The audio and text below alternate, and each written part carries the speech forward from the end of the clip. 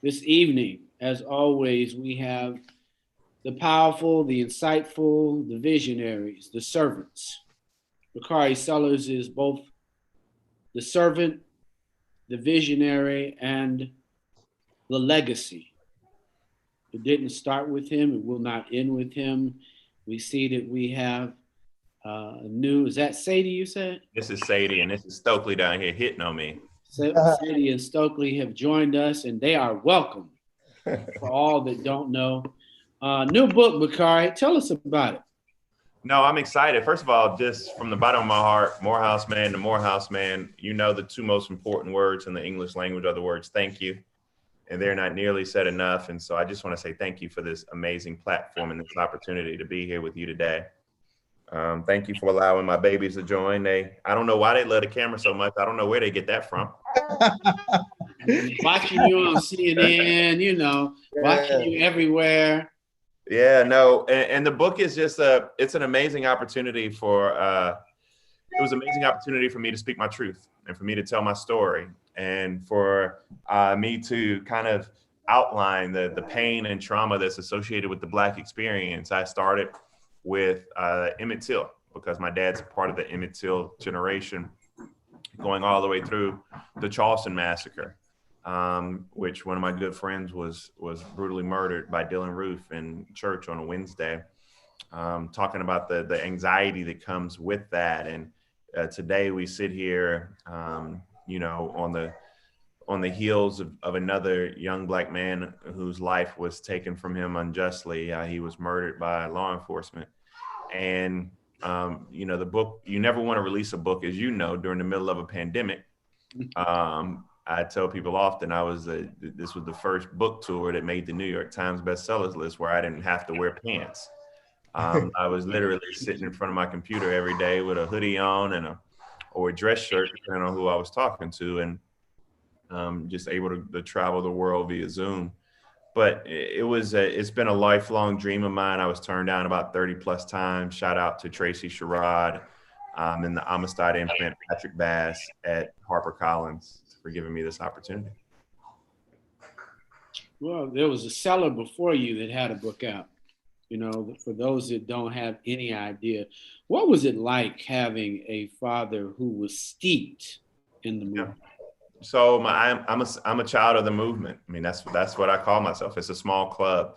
Those of us whose parents played a pivotal role in the civil rights movement. From the Shabazz kids and Malcolm X's daughter, who I know very well, I know Bernice King. I don't know the King boys that well, but I do know Bernice extremely well.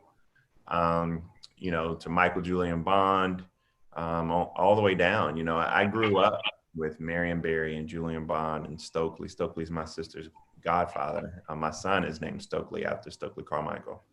The lessons that I learned were from people like Fannie Lou Hamer and Ella Baker. Somebody on Twitter yesterday posed a really introspective question. They said, can men have women heroes? And my answer was, yeah. I look up to my heroes are like Ella Baker and Fannie Lou Hamer and Mamie Till and Ruby Bridges. And I can say those that's before I even get to any of the dudes, right? So that's the way that I evaluate things socially, culturally, and politically through the lens of being a child of the movement. Yes, Bakari, so you told Hillary Clinton February 8th, 1968 was one of the most important days of her life. And I know we've touched on it just a little bit, but can you get further detail about why that date was so important? Yeah, it's the date of the Orangeburg Massacre. And I guess the best way for me to illustrate that is that the big tragedy is not, or the greatest tragedy is not the fact that three young men, Henry Smith, Samuel Hammond, and Delano Middleton, were killed while they were protesting what the history books call the last vestige of discrimination. It was a small whites-only bowling alley. The greatest tragedy is the fact that 28 were wounded, including my father. The tragedy wasn't that my father was arrested and denied bond and housed on death row. The tragedy wasn't that all 8 officers who fired shots into the group of students were tried and they were all found not guilty. And the tragedy wasn't that my father actually went to trial. His indictment was backdated from February 8th to February 6th, and he was charged, tried, and convicted. of rioting. My dad became the first and only one-man riot in the history of this country, right? And so that's not the greatest tragedy. The greatest tragedy is that we simply don't know our own history. And so people know what happened at Kent State, but people don't know about the lives of Henry Smith, Samuel Hammond, and Delano Middleton. None of these Black men were over the age of 19. One of them was even a high school senior that was there, like he did every single day, to walk his mother, who cleaned up at South Carolina State, walk her home from work. And so these are the stories we try to uplift. When I give speeches around the world, I talk about George Elmore. People don't know George Elmore. George Elmore filed the lawsuit, which was called Elmore versus Rice, which is the reason, it was in 1946. It's the reason that African Americans can vote in Democratic primaries. I talk about Sarah Mae Fleming. My daughter has on an amazing Rosa Parks shirt, but there would be no Rosa Parks if it wasn't for Sarah Mae Fleming, who sat down on a bus 17 months earlier. And so I just feel a part of my being a son of somewhat a unsung hero. I find it as a part of my mission to make sure that I share the stories, and so people know Kathleen Cleaver, so people know Diane Nash, so people know. I tell everyone I really read the book. I said I'd much rather be compared to Julian Bond than Barack Obama. No slight against 44 by any stretch. I just find myself to be that part of understanding and identifying with that part of the movement. When we're remembering John Lewis, I know people want to talk about 1986 forward, his time in the United States Congress, but I like to talk about 61, 62, and 63 when he was chairman of SNCC, and then when he got defeated by Stokely in 63. And so I just like to give these voices that deserve their flowers. Some are still living, down south, we got the saying, give people their flowers while they're living. And that's what I try to do. So it's interesting. I mean, you talk about history and you talk about Fannie Lou Hamer. She's one of the people I admire and really spend a lot of time learning about. And, in Rouville, Mississippi, sharecropper, and all of those other things. But in 1968, when she gave that incredible speech in the DNC, to me, that's one of the most life-altering experiences that, that continues to reverberate today. Can you talk about your passion around her, a lady like that, and the impact that she continues to have today? Yeah, I mean, the Mississippi Freedom Democratic Party was one of the baddest organizations, and Fannie was one of the baddest women to ever walk the planet. I mean, that's just point blank, period. I was able to go on back before Black Lives Matter was a popular phrase or trendy. I was on the stage at the Democratic National Convention. Secretary Clinton, I rock with Secretary Clinton a long way. Like you can't. That's my homie right there. And she called me and asked me to speak at the DNC the night she was getting. I spoke on Thursday night, the same night she was getting the nomination. And I was able to go on stage and say, Hillary Clinton stands on the shoulders of Fannie Lou Hamer, of Shirley Chisholm, of Barbara Jordan. I mean, that's real life.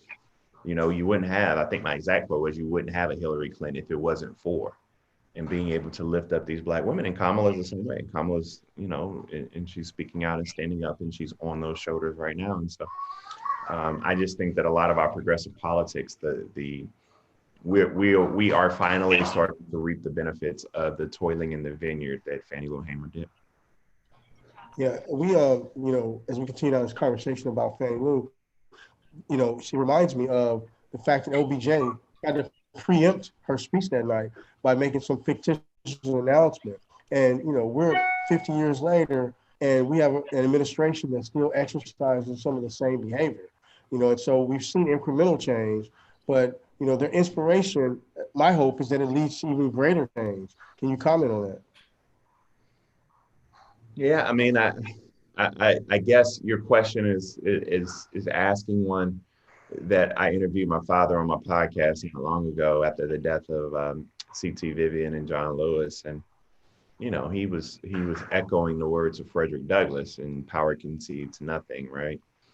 And even he was pointing out the fact that he appreciated the words of Charlemagne or Puff or whomever it was, because although it may not be communicated in the best way, or they're not the best messengers or whatever people may say, the point is you're not going to get the change you want to see without that demand, right? And so you're here and you have a very clear choice. You know, these ain't the lesser of two evils. You got Joe Biden and you got Donald Trump, and I just feel like my children don't deserve to grow up in America that is eerily reminiscent of Lester Maddox and George Wallace. I mean, that's just a fact, and we have to make sure that while we push Joe Biden to be that much better, we understand that it's unacceptable. And to use the words of the great American poet Clifford Harris, also known as T.I., we got to get rid of Donald Trump expeditiously. You know, that's the goal, and we have to focus our energy on doing so. Well, I just purchased your book as we've been talking on Amazon, so I'm really looking forward to reading. But what other gems can I expect when the book arrives tomorrow? And I'm gonna let you get your prime now. That's why I ain't gonna give you all the gems, and it's not and then people kill me. They be like, your book's an easy read. I'm like, oh, I hate that. But my book is an accessible read, right? So you can read it in 2-3 days. It's 240 pages. I speak my truth. I got a lot of Morehouse anecdotes in there. I share a story that not many people know about our Morehouse brother, Samuel L. Jackson, and his activism. A lot of people know that he was a pallbearer for Dr. King. Not many people know that he had an involuntary year out of school that he had to go sit down a little bit. But he did it because he was socially active. It's the lessons that are taught at Morehouse. And so I'm very appreciative of all the little stories I'm able to tell and my truth that you get from it. So I look forward to hearing what you think. Absolutely. Go ahead, Munson. No, I think the relationship between you and your dad is special. What has he taught you and shared with you, or shared as it relates to culture, that you find yourself giving and pouring into your two children? So, wow, I have 3 children. I have a 15-year-old daughter too. She is upstairs, and they started school back with no mask, and she has a permit, and it's just a lot going on with her daughter. I don't know. And then I had those 2 that you hear in the background, Sadie and Stokely. I guess they probably fighting. I don't know. We try to get to it everything in this house, and it never works out. My dad taught us a few things, and my dad was a king kind of parent orator, in the sense that Dr. King always gave you really big binary choices, right? It was either justice or injustice. It was either dream or perish. It was either chaos or community, right? He never really gave his listeners or his parishioners a whole lot of, you can't give Black people 9 things to do, right? You give them one or the other. You give them big, bold things, right? Because we'll be sitting here all day. You'd be sitting here all day trying to figure it out. And so my dad always taught us, he would say that you could go to any HBCU in the country as long as you were, you go to any college in the country as long as it was an HBCU. Or you could do anything you wanted to do as long as you were a change agent, right? So it was kind of like you could maneuver, but you always had these bumper rails. I'm teaching my kids the same thing. Like, you can go to any school you wanted to, but I'm gonna pay for you to go to HBCU, right? I want to do absolutely anything in the world you want to do, but you got to be a change agent. You got to become a part of something larger than yourself. And one of the things that helps me day in and day out is probably the most tangible life lesson that my father taught me was, he would always say that you should never argue with a fool, because the people watching can't tell the difference. And so being on TV and in politics, that helps you out exponentially, because you save a lot of time, a lot of energy, and a lot of, you just don't, I'm not out here arguing with everybody. People, when I see them at the bar or see them at the restaurant, they want to talk politics. Like, I get paid to do that. I'm not about to sit here and argue with you. Right. So people can judge. So people can looking on can judge us both, right? I'm not about to do that. And so he just taught me to have a worldview that, to quote a tattoo of mine, and to quote a Einstein, only a life lived for others is a life worthwhile. And that's the way that I live my life, and that's what I hope my children understand. Yeah, but you and Munson both are Morehouse men, and you have a chapter in your book dedicated to Morehouse. One thing I argue with people is that 2 chapters, actually. Even better. One of the things I argue with people is that people who went to HBCU, that networking is as strong as any networking you can get at Harvard or Yale or Princeton, and can be impactful. Can you talk about why that's so important to you? You mentioned Yeah, HBCU. we don't. Where'd you go to school? I went to school in Missouri Southern, so I didn't go to HBCU. Yeah, I yeah, did we play don't, yeah, but that's why I was like, we don't even argue about that. We don't even talk. We don't have to. We don't argue with people about our network. They know when they see us what the network right? is. I've seen it in real time, and The it's number one amazing. thing, the number one A and B thing I think every Morehouse man will tell you this is kind of A and B is the notion concept of leadership being 1A and what that means to be a leader. You know, they place a crown above your head that you have to grow into. And the 1B is understanding that you can be unapologetically Black. Yeah. The richness of our culture and that confidence to go out. You know, I've never met, you know, I knew Herman Cain very well. God rest his soul. It was what it was. But, you know, I never, even Herman being a Republican who espoused views and some of which even led and contributed to his death. He never shied away from telling you he was Black, right? Because when you come out of the school, we know that this is a part of who we are, right? And so we don't have to try to be something different. It's a pride that comes in that. And so I take that as 1A and 1B, leadership and unapologetic Blackness that comes from Morehouse.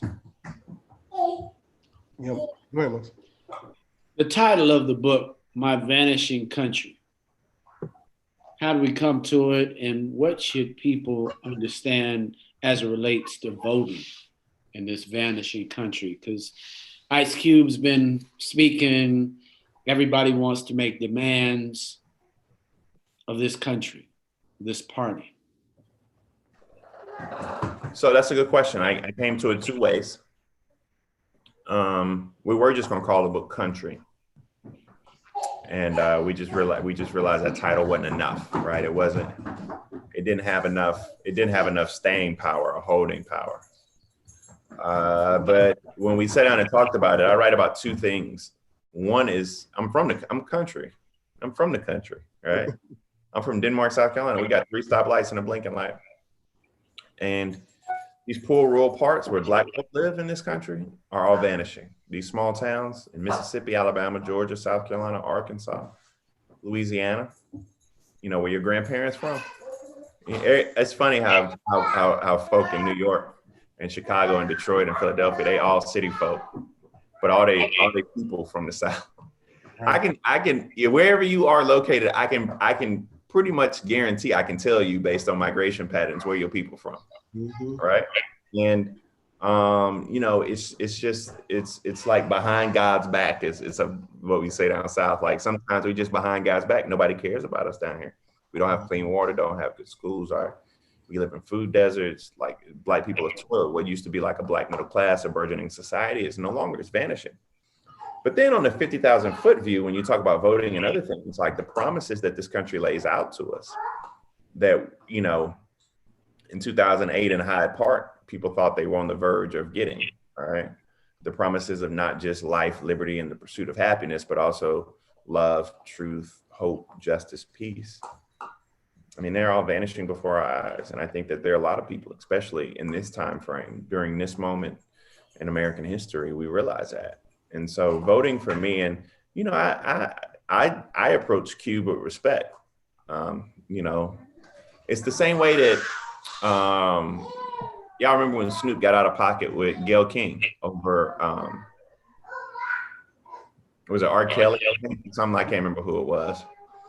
And like you got these kind of OGs in the community or elders in the community, and you approach them with respect because you know who they are, you know the work they've done, but you still got to check them. And it's the same thing with Cube. Like, I appreciate his heart, I appreciate his vigor, his mind's in the right place. He's trying to do it for our people, but this is a binary choice. This ain't no. This you either do one or the other. This isn't a nuanced ideal. And I think that you have to be very cautious about telling people to hold your vote hostage or not do something. It just doesn't work that way. We have to go out, hold somebody accountable while making sure we don't let the other person get elected. That is our task.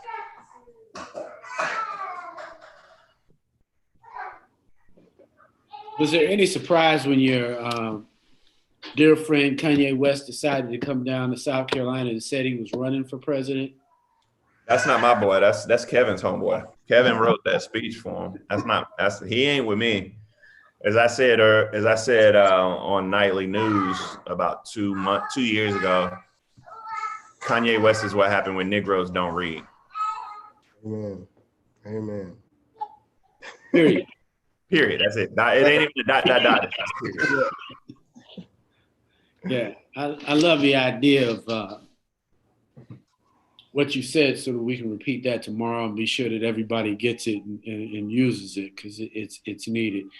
For this moment, what would you say our community needs to do as it relates to studying your book? Because for me, when you talk about unsung heroes, it's just we don't know. If we don't know, we are lost. Yeah, I think what I would appreciate is somebody buying it and read it or not read it, but give it to a young person. Give it to one of those dreamers you got in your community, right? Y'all know the smart kids that go to your school, the ones that want to go out and do more, but may not be as blessed as the rest of us are who don't have those same opportunities. Give it to a kid to unlock some potential. And because I tell him my ups and downs, and I don't necessarily want the kid to be like me. I just want him to see another Black man who has had some semblance of success, who is just like him. And so I just want as many young people as possible to be able to get their hands around it. And for those people who are dreaming and those people who have big dreams, I want them to be able to read it and maybe get encouraged and get a sense of pride, and to continue pushing forward. You know, you have a chapter in the book, Dreaming with My Eyes Open, Becoming a Leader. One of the things that I'm constantly railing against is this idea that when we evoke the memory of Dr. King and we only talk about that speech, I Have a Dream, and we don't even talk about the salient points of the dream. And Dr. West always talks about the Santa Clausification of Dr. King and how he rails against that. Tell us about that chapter, what inspired it, and what kinds of things are we talking about with your eyes open? Yeah, I don't read a whole lot of Cornell West. As my kids come back over here, I don't read a whole lot of Cornell, but I will tell you that the legacy of Dr. King has been effectively whitewashed. And I don't talk about King a lot. When I speak out on when I'm traveling around speaking, I don't talk about King a lot, because white folk have made King out to be this docile figure that used to drink warm milk and sleep in a fetal position with his thumb in his mouth, right? Mm-hmm. And I'm like, King was a revolutionary. Dr. King's Gallup approval rating at his death was lower than that of Donald Trump today. He wasn't liked at all. I mean, when he started talking about economic inequality, the wealth gap, they murdered him. People like that, like Dr. King, died in his sleep, like he had a heart attack. I'm like, no, he was assassinated. It was a visceral hate that took Dr. King away from us. And so I'm very mindful of that. And when I talk about Dream with Your Eyes Open, it's not a lesson for them, it's a lesson for us. Because many times we will have the dream, but we forget to order our steps. And so Dream with Your Eyes Open is all about understanding that you can realize absolutely everything that you want to accomplish. But in the words of the old gospel song that we all know, you got to order your steps, right? Order thy steps in his word. This isn't as much gospel as it is just making sure you actually write it down, understand what you want to do, and understand how to get there. And if we are able to do those things, you'll be surprised. I try not to make things rocket science, because ain't nothing about this rocket science to me. Yeah, you said it's a lesson for us and not them. It reminded me when Stokely was always, talking about why he was doing what he was doing. He would always remind people that Black people knew we were free and we knew we deserved equality. He was making sure that white people understood that and changed their behavior. And Stokely was, before his time. Stokely defined racism for white folk, which I use all the time. I say it on TV. First time I said it on TV, I think it scared people.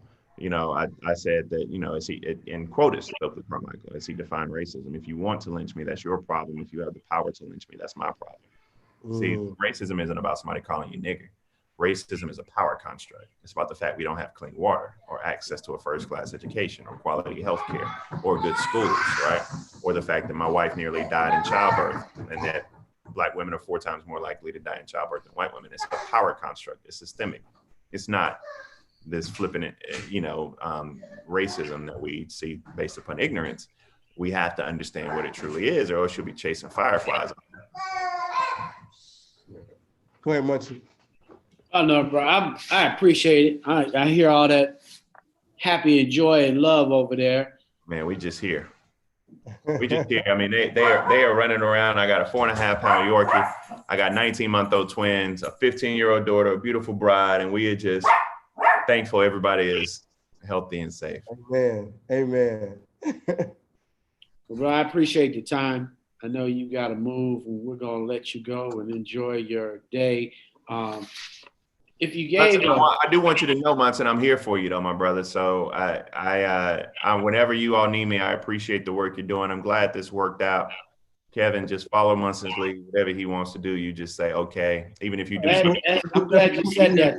The 25th and 26th, we got the RIDE conference, which is Rolling Out Innovation Digital Entertainment Conference. So maybe put your hand. I got time for you. I'll make it happen. You just let me know. We'll make it happen. Okay.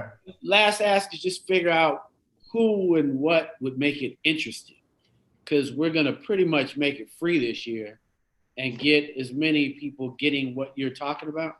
So whether it's you and your dad having a conversation about movement, or you, your dad, and somebody we don't know in the movement that should be there, let's just make it interesting. So that. And we got Diane Nash. We got a whole lot of people, man. Let's make it. We can make it work. You just shoot me a note and let me know. I am here because I appreciate the work you all are doing. Super. I appreciate you, brother. Thank you, man. Y'all have a blessed day. Peace.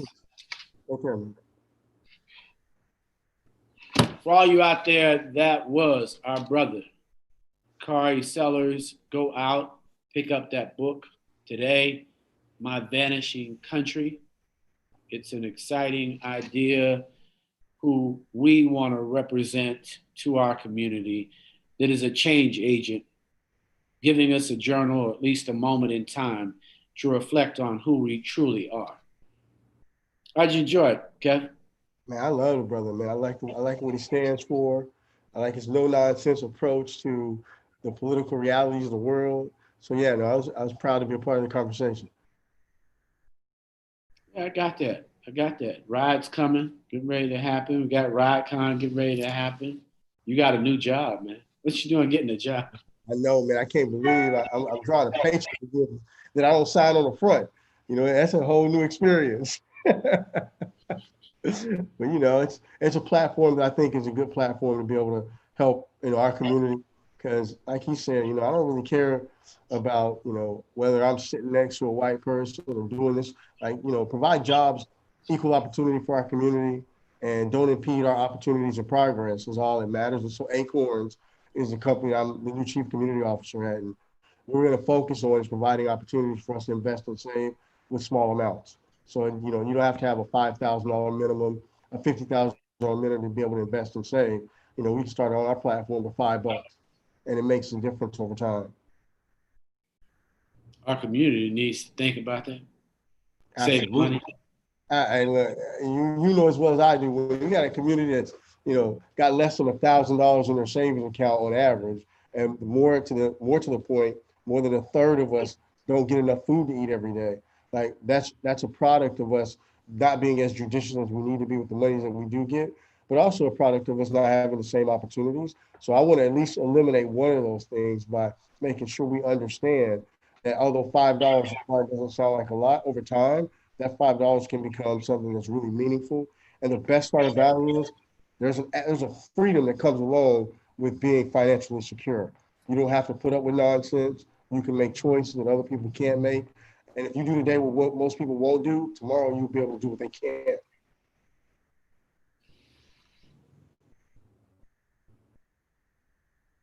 This is my long pause. I know. I let you have it.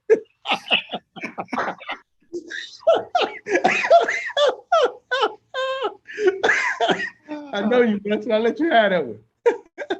I had to ease back, relax, so that our community can get used to understanding that we got at least another 9 months of this whole. At least. Yeah, we got so many jobs that ain't coming back that we are the majority stakeholders in, that, you know, we got to start making better choices. And, you know, that again is like you talked about that binary choice in November. you better make the one that's in your best interest, and you better be a part of making that choice. Because if you're not, I don't want to hear you complaining if it doesn't work out your way. I don't know. I think that there's a constant question mark in our minds on how great we want to choose to be. I mean, it is one choice: be in the fight or out of the fight. It's no bystanders. Bystanders don't talk. Bystanders don't count. Be counted or don't say a thing. I think that's the paradox. It's like, you can do something and imagine that your vote doesn't count, but that's not true. It's the lie that ignorance is spreading. Right. That's what they hope people are saying. And it can't make no demands when you didn't vote. And it's crazy, last election was decided by 58,000 votes over 3 states. So my point to you is your vote would have made a difference. It literally amateurizes out to about 1 vote per county in the country. So your vote would have mattered if you just got off your butt and went and done what you needed to do. People fought for over 300 years for you had a right to do it. So because they knew how important it was. John Lewis, God rest his soul, fought for years and gave up a part of his mind and by being beaten on that bridge. So we have this right to vote. It's time for us to exercise those rights, and no better time than this November. And you better be in the business of ordering your ballot early and voting early, because this is going to be one for the ages. I think the ages for sure. Definitely, we haven't seen a pandemic in addition to all the shenanigans, but a pandemic plus shenanigans really makes a tsunami of problems. And and the other part is, if you want to make a business case for this, our debt has exploded by $5 trillion and counting in the last 4 years. That is the most negative impact we've had on this economy and our debt positioning in the history of America. And so if you want to assign some kind of a positive feel to that, then I don't want to be in business with you anyway. I'm not sure that people can analyze when you say $1 trillion. I'm not certain that when you say debt at that level, that the conversation and calculations like run across people's minds, have an idea what that means, the fact that somebody has to pay it, the fact that it's going to affect generations, the fact that we still need reparations. That's right. Yeah. And all I can tell you is that whether you understand $1 trillion or not, what you do understand is what is or is not in your bank account, and understand whether or not you can go out, how difficult it is for you to get opportunities and get a job. And I can tell you, this administration took over one of the largest long-term growths in the history of this country. And that has been not only upended, but turned upside down. This economy has regressed in a larger way than ever. The pandemic was not the only reason. It was the mismanagement of this pandemic that's gotten us here. And all those things, if you're not interested in that because you don't think it affects you, just go to the grocery store, and try to buy, a month ago, try to buy toilet paper. And then think about what that might feel like when there's a food shortage because of these choices, and what that might look like. Because brothers and sisters that grew up in a poor or difficult situation, that's when they're going to start kicking in doors if there ain't no food. That's when all the poor people are going to have to rally in a different kind of way. And all we have to do is avoid that by being smart, and being smart enough to make a change, and make a change that's in our best interest, and don't sit on the sidelines. I'm not sure that the sidelines is where people see themselves. Yeah. So I think it's one of those, they feel like sidelines is a part of protest, which is a lie. Yeah, absolutely. Yeah. I think that's more when I hear it. I've heard people use the word sideline. I'm like, you're either in the movement or you're not. You're either in the struggle or you're not. You can't be on the side. But I'm making demands while they wait to hear me, and I'm not voting. That is not cool. Yeah. So we got a lot of work to do. And that's one thing I do know, to try to not only change mindsets. My father was notorious for saying it didn't matter who was in the White House because he was too poor for it to make a difference anyway. And for a long time, I believed that. And then, our lifestyle didn't change no matter if it's Democrat or Republican. And, we still a project, still needed government cheese, still needed to go and stand in line. We needed medical assistance or dental treatment. So my dad was notorious for saying that. And I believed and bought into that until I got older. And, like they say, when I was a child, I thought like a child. When, I became a man, I put childish ways behind me. Now that I know more, I know better, I do better. So what are you going to do? Because most people don't have a playbook. Yeah. How many new people will we all take to the polls? Right. What type of party are you planning now to encourage? How far out? What will you do to help poll workers in your community? I mean, these are the discussions now. Right. Like literally, have you identified the poll for you? Have you walked your neighborhood and asked if any seniors need a ride? What are you doing? Are you prepared to give mask out that day for people who don't have a mask? And that's going to be their excuse why they don't go. Right. Well, that's big. Yeah. That's absolutely big. I know one thing I intend to do and make sure I encourage everyone to do is start at home. My son is 15. He'll be 16 right around election time. And even though he's not old enough to vote, he's going to be a part of that process so that when the time comes, that he understands that it's important. I took my son to Barack's first inauguration, and he was 8 years old.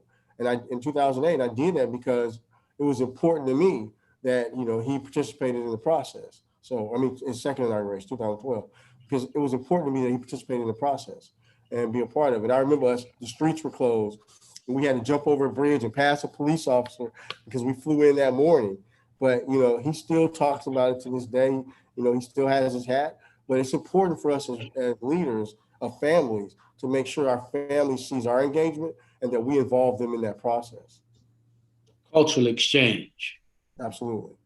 So the culture isn't just music. It's part of the other study of our own history, passing down the important things, sharing them, and making them a part of a family history. Mm-hmm. That's exactly right. And, and it was brilliant. He talks about his friends asking him to see his pictures about it. And then that's a way for him to pass on that understanding of that importance to even his friends. And they see a Christmas card he got from the White House from, signed by Michelle and the daughters and Barack. And he, his friends go, how did you do that? And he talks about how he went to the inauguration. Why not? All right. That's what happens when you participate. That's exactly right.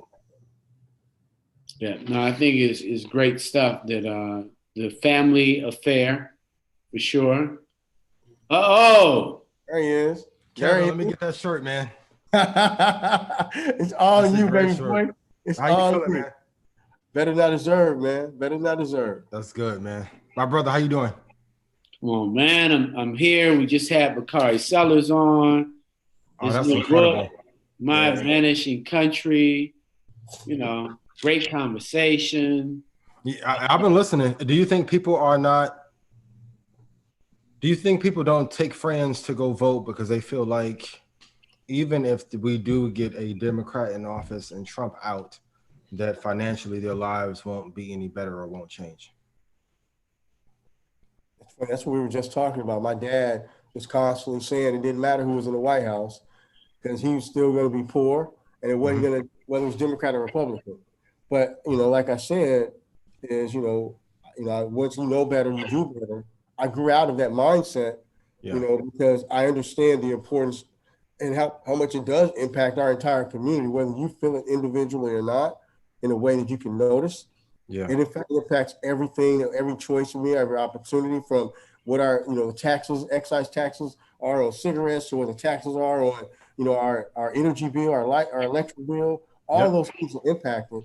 And it's important to us, but we've got to be, as leaders in our community, the ones to educate them on the importance and change that mindset. Who do you think will be? I know Bakari is a great voice, but do you think we need a group of us to make? Because even same thing with investing, it's not deemed as cool until someone can break it down to us.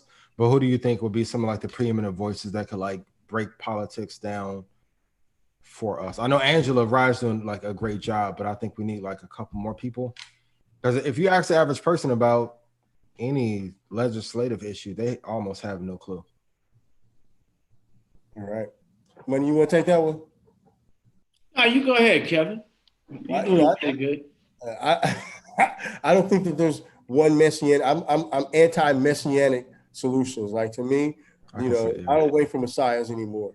I believe it's going to take all of us rowing the boat in the same direction for us to be able to make change. So yeah, I mean, Bakari's great, but there's a ton of us that are in leadership position, whether it's the civil rights organizations that are storing, whether it's people that are executives in financial institutions. The main thing for me is if it doesn't start at home, it can never make it to the out into the neighborhood, and then it can never be nationalized. So each one of us individually has to own this ourselves for it to emanate outside of our own individual homes in a way that really can affect change. That's interesting. Okay. How many people do you think we need to drag with us to the polls to vote in order to have a positive impact on the community? I think it requires, if everybody, each one of us brings at least 3 people or invite 3 people, and maybe that manifests in only 2 going. Mm-hmm. I mean, like I said, the last election was decided by 58,000 votes across 3 states. Yeah, that's a small amount. That changes the game. Yeah. And so if we understand how important that is, I mean, now look at it. We've got states that are in play. If you are a Democrat, you got states in play that are historically red that are now in play for blue. And so, a state like Texas, used to be a 20-point guarantee if you're Republican. Now, he's within the margin of error. And so your vote really will count if you're smart enough to understand that all I got to do is invite 1 or 2 people. And like I said earlier, that manifested into less than 1 vote per county across this country. So your vote really matters. That's an interesting point. In the comment section, to see that Texas was blue for 100 years before Bush. I did not know that. I thought Texas was always a Republican state. That's really interesting. Mm-hmm. That's a great point. Yes. So I would encourage everyone at home. I know politics may not be your thing, but if you can grab 5 of your friends, it's probably going to be one of the most important decisions that you make over these next 5 or 10 years. So we have to rally together on everything: politics, economics, spirituality, friendship, family. But yeah, at least 5 people. I think the same people you go club with and party with and have fun with.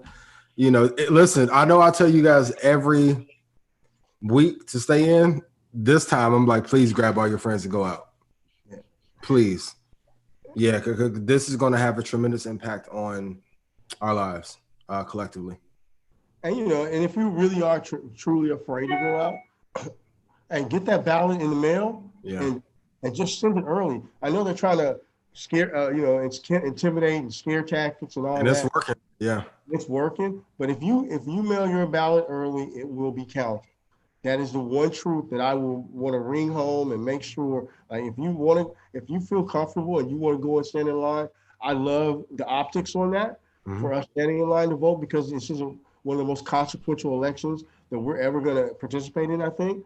Yeah. But at the same time, what I care most about is that we turn out in large numbers. And somebody got to explain to me, how he still got, that's 10% of us that's still checking that box for the current administration. And, I typically don't, I just want you to vote, don't care what side of the aisle you land on. Yeah. We've gotten 4 years of understanding what he thinks about Black people. So to me, that's all I need to know to say, I want you just to vote to be a part of it. But if I'm going to ask you to consider what's important for you about you, it's hard for me to see the value in supporting someone who makes it very clear that you're not worthy. I know there's going to be 20% of the people that say, well, how do we keep the Democratic Party accountable if we help push them into the White House? I think that's the sticking point for a lot of people, where we feel like we're going to get screwed over either way. You have any insight on how we can also get some of the things that we want if we do help push them into the Oval? Well, I just feel like, that, you don't do the math right if you think that that it's an equal option between between Kamala being, Joe Biden. Look, first of all, I'll say this. I don't know no 70-year-old white man that don't have a hinge of racism in their body. Like that just is a part of the American construct.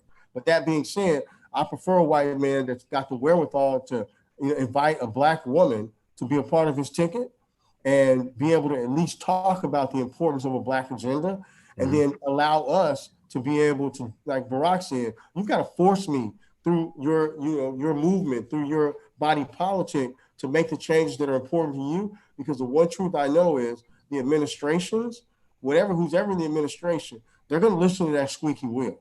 Yeah. And I would prefer a white man that's got the wherewithal to pick a black woman than one who is going to not, believe that, we have the wherewithal intellectually and otherwise to be contributing members in a real way to the work that he wants to get done. That's a good point. That's a good point. So I hope we help calm some of those fears for those of you who want to stay on the fence, because we've already seen what campaign and election will be like, and some of the dire consequences and dire straits that we'll be in. So I don't want to turn to all politics, but it is a very important decision that we have to make within a couple months to decide who we are going to put our money behind, our votes behind, our time behind. And I know everyone always says, vote locally, local politics matters more. That's true, but most people don't know 5 council people. They don't. So the presidential election is very important. It is very, very key. And I can tell you the difference. This isn't about being Republican or Democrat. To me, it's about the individual who occupies the seat. Because when George Bush was president, we had a lot of issues with him in the aftermath of Katrina. But I can tell you, when 9/11 happened, because of what we were going through as a country and how it brought us together, part of it was he invited leaders like myself from all communities, Black communities, to the White House to talk about the strategy to address 9/11. When President Obama wanted to make change in the Department of Justice and in our prison industrial complex, he brought in leaders from all of the agencies that matter across the categories, including, and most importantly, the Black community. So the HBCU leadership, the civil rights organization leadership, leaders of financial institutions, we were all brought in to talk about what criminal justice reform would look like, to be able to give the views of our community. Can you imagine President Trump inviting us to a conversation about anything, especially this pandemic?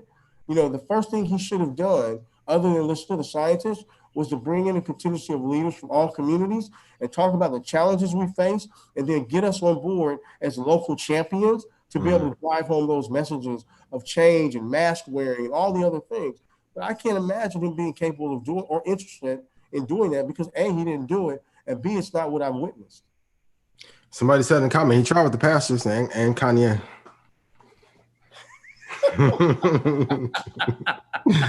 I know, right? That was a good joke. So you can't say he didn't reach out to anybody, but I got you. So diversity. Listen, if everybody thinks the same, it's not diversity, right? You got to bring people with different experience and different thoughts in the room, so that you can have a groundswell of thinking in the information pool to be able to really be able to get to an agenda that matters for all. And nothing is perfect. I'm so tired of us expecting our Black leaders and people in the community to be perfect, because we're not. And if there's only one person who walked the earth that's ever been perfect. And so from my perspective, if we recognize the imperfections, now it's just a matter of who's the best, who provides the best opportunity for us to get done what we need to get done. What's the number one thing you think that should be on our agenda for the next 4 years? Jobs. That's easy. I don't care about integration. I don't care if I sit next to you at a restaurant. I don't care if you don't like me and call me out my name. I do care that my son, when he graduates from college and he goes out into the marketplace, that he has the opportunity for the financial freedoms that's supposed to be available to us all, so we can participate in the American dream. And as long as that's available to him, that's all that matters to me, because the rest of it will work itself out. Yeah, given this economy, that's going to be a tough proposition. Yeah. And I heard you on the point of leadership, because that led to a lot of economic disaster and economic calamity, which could have been tabled or handled a lot better. And I don't see us getting out of this hole, out of the clear, maybe until like 2023. And like you said, some of the jobs are just not going to come back. Just like in 2008, some of these jobs went away. they never came back. And I could argue, if you look back and maybe you can ask some of the people that graduated college in 2003 and 04 and 02, when you pretty much were guaranteed a job. I don't think we'll ever return to that. I really don't. I can tell you one thing I do love about Black folk is I've seen some of the most industrious people excel during this challenging time. People are getting positions in organizations that they never thought possible. People are starting businesses that are really attractive businesses for this particular time in our economy, and people are future forward looking. So we just need to be able to pass on the knowledge, because what happens is the top 10% of us that are excelling during this time, we've got to share that wealth, share the knowledge, share the opportunity, and make sure. One of the things I really love about Munson and rolling out is it's about the people in the community. What can I do to help the people in the community? That's what he wakes up every day asking himself. I don't mean to talk about you like you're not here, Munson, but that's what he asks himself. But that's what it's about. And the more of us who embody those ideals, the more successful our community will be. Well, I think it's the principle of having a principle. I think there's a lot of fake news given by influencers who don't get properly checked. Anybody that would suggest to another Black person not to go vote, your principles are not in the struggle. Your principles are into ego. It's not a collective agenda. As soon as you tell me, I encourage you not to be a great dad, then something's wrong with me. There's something in the whole process. It's something. I think we've got a lot of fake news people that do fake culture. And we have a lot of people that we just allow to talk, and they have no education. They have no clue. They're not educating themselves. So I think it's a principle. I think that for me, it's not about leadership. It's about study. It's about conviction. And it's about commitment and being honest in our principle about collectively, I want my community to get better. If I'm the only person, if I say, oh yeah, Kevin, I want you to win, but only if only we can win. That's a loss. Right. That's a loss. And I think that is just not the principle when you hear people talk about don't vote. I think you're part of the fake news. I immediately think you want to accost and keep Black people ignorant when I hear that. I literally think that you're a part of another machine. As soon as you rant about something that, people don't pay you for it. As soon as that's what you do, and I think that we should tell people the truth. You should not be going to entertainers and influencers to figure out who you should vote for. Because would you do that if your tooth was hurting? Right. If you needed an examination on your heart, would you go on social media? And I think that we depend on and believe things that we see, because we now have gotten to the point where reality is converged in ways that it never has been before. And we play out this truth that's not true. You don't know that person. How do we elevate those that should be at the forefront and turn them into our thought leaders or our celebrities? Because we need more of them.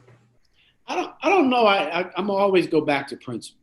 I think that cultures that can see 300 years away are more principled. They see things that are lack personality. You want to be. Xander has a great dad. Yeah. Not an average dad. That's a principle. Yeah. That means that if Ian didn't have all the knowledge that he had, he would still work 2 to 5 jobs. Kevin would work 6 to 12, whatever it took. Yeah. So that the experience was better than what he had. That's a principle. That's not I think they want us to, you can buy people that are at the top. You can buy them. That is where the conflict happens. Yeah. Because then you can lack principle. You can be absent of principle. You can close your eyes and dream in the big bed. You can dream in the big mansion. So the absence of principle. We have to be principled and collective in our thinking. And so there's no win in talking about, well, I don't like Vice President Harris. You should love it. You shouldn't even be you should be in love with the idea. What are some of the things that you think that they don't love about her? I think that there's a lack of principle. At the end of the day, she has been picked. That is a fact. Mm-hmm. When you live in principle and fact, it's the same thing that you tell somebody. Buy 5, hold them 15 years, and thank me later. Yeah. Now that's a principle. Either I trust that he's going to show me, here are the stats, here are the things. It's not things you don't know. When you tell somebody you've got on Apple Buds, just buy some Apple. Yeah. That was not a send off. It wasn't a smart aleck thing. It literally was said, look, they run their business better than you run your bank account. So the best thing you can do is buy some of them and go along for the ride. And I think that those are the principles that you're sharing, at least my experience with you, Absolutely. that collectively we have to have. And it's just a principle. It's as soon as you can say a person, they can offer them a Grammy, they can offer them a statue, they can offer them a big house. And before you know it, the principles of the collective good, the principles of our forefathers, the principles of our ancestors are not even celebrated, because you done started to want to be the special Negro. You want to be the special pet Black person, so that you were at that person's house that only let you and 2 of your people, because you're special. You know, once you're talking about Apple, just to add some more meat to that bone, 3 months ago, Apple was trading below 300. Today it closed at 503. Talk about managing your bank account, double your money in 3 months. Where else can you do that? And now it's on the verge of a split at the end of the month. So you're talking about, you know, some real opportunities for wealth and growth that we're all eligible for. Absolutely. But you've got to be willing to, you know, to get in them, to understand the value of that and get in the marketplace. Pick those stocks, listen to Ian, people like Ian, and follow it. And 15 years from now, you'll be the best decision you ever made.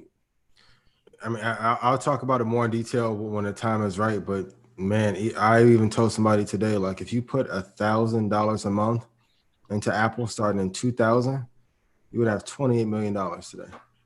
It's ridiculous. And Ian, you don't know this, so I'm the new chief community officer at a company called Acorns. And Acorns is incredible. It's a platform that allows you automated way to invest and save with small amounts. And one of the examples is, if you invested in, you know, just to give you a sample, $5 a day for 25 years, that adds up. That's $45,000 in actual cash, but that's actually worth more than $150,000. And that's assuming the most conservative returns available. If you amateurize that out using a little bit more aggressive modeling, you're talking about several $100,000. And how many times a day do we blow through $5 buying a coffee at Starbucks, buying a Slurpee at 7-Eleven or whatever? Parking, it adds up. I mean, that's some real money, and that's a tool that, you know, I'm going to be talking more about over the coming months. But it's something that I certainly want to get you involved in, get all of our family members involved in. But it's a great platform, and and we are, right now about 7 million, customers and growing at an extremely rapid pace.